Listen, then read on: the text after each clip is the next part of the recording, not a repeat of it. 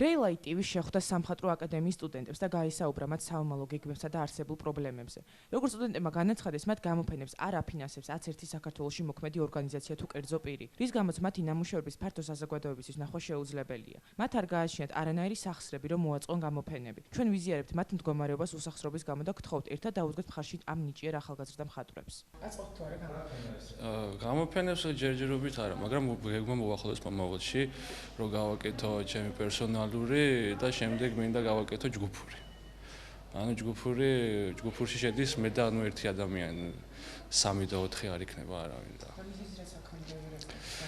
მიზეზი ის იყო, რომ რაღაც ნამუშევრები მქონდა შედარებით ცოტა რაოდენობით და ეხლა ცოტა იმას ვქენ დავიწყე ეს სისტემატიური მუშაობა და ალბათ გავაკეთებ უახლოს მომავალში.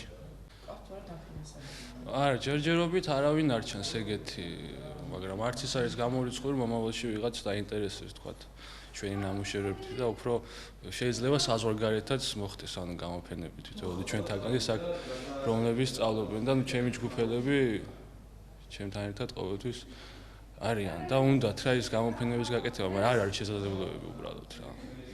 გქონიათ თუ რა ამ დრომდე გამოფენა?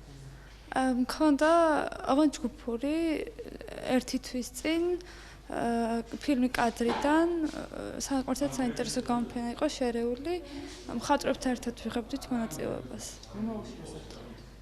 მომავალში ვაპირებთ გამოფენას, გაზრდას. ეხლა გვექნება გამოფენას 2 კვირაში. ეს მარტო მაგისტრატურის ჯგუფის ჩვენი და ალბათ საკმაოდ საინტერესო იქნება. დაფინანსებელი ყოფილა კერძო პირი ან ორგანიზაცია?